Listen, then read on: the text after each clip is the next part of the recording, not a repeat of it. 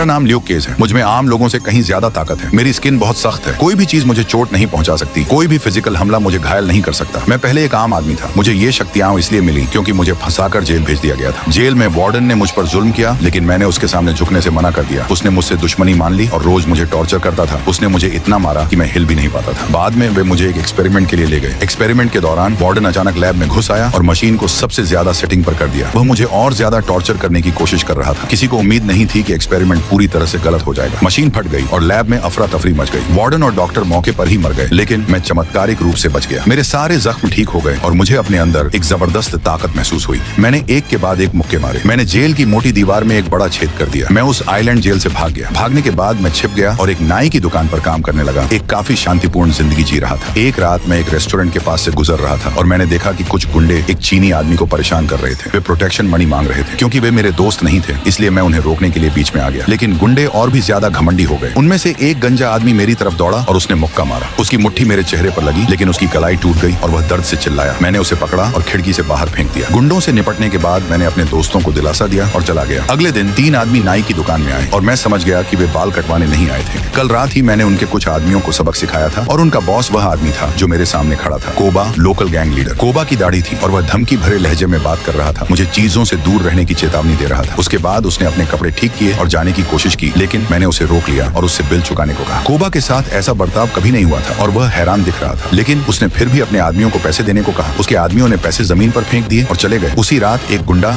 सब machine gun लेकर आया और नाई की दुकान के अंदर गोलियां चलाने लगा। मैंने तुरंत अपने दोस्त के बच्चे को अपने शरीर से बचाया। बदकिस्मती से मेरे दोस्त को गोली लगी और वह जमीन पर गिर गया। गोलीबारी के बाद 2 और गुंडे अंदर घुस आए और मेरे दोस्त का वॉलेट छीन लिया। जब वे चले गए तो मैं उठा और किस्मत से बच्चा ठीक था। पता चला कि हम दोनों ने बचने के लिए मरने का नाटक किया था। अपने दोस्त को जमीन पर पड़ा देखकर मैं बहुत दुखी हुआ। वह सिर्फ मेरा दोस्त नहीं था, वह मेरा एकमात्र परिवार था। मुझे बहुत गुस्सा आ रहा था। मैं अब और बर्दाश्त नहीं कर सकता था और मैंने अपने दोस्त का बदला लेने का फैसला किया। उस रात मैं गैंग के पास गया और उनसे कहा कि मैं अपने दोस्त को मारने जा रहा हूँ। मैंने उनके अड्डे का दरवाजा खोला। मैंने एक कार का दरवाजा तोड़ दिया और उसे ढाल के तौर पर इस्तेमाल किया। जब मैं बिल्डिंग के पास पहुंचा तो मैंने एक ही बार में मोटे मेटल के दरवाजे को तोड़ दिया। मैंने कार का दरवाजा अपने सामने रखा और अंदर घुसते समय सभी गोलियों को रोका। रास्ते में जितने भी गुंडे मिले मैंने सबको मार गिराया। मुझे एक सीक्रेट कमरा मिला और मुझे एहसास हुआ कि यह कोबा का छिपा हुआ खजाना था। मैंने एक बड़ा बैग खोला और वह कैश से भरा हुआ था। मैंने पैसों का एक बैग उठाया और दुनिया की परवाह किए बिना बाहर निकल गया। जब कोबा को पता चला कि मैंने पैसे ले लिए हैं तो वह बहुत गुस्से में था। मैं पैसे चीनी कपल के रेस्टोरेंट में ले गया और उनका बकाया किराया चुका दिया। तभी कोबा ने एक रॉकेट लॉन्चर उठाया और हमारी तरफ निशाना साधा। जब तक मैंने देखा तब तक बहुत देर हो चुकी थी।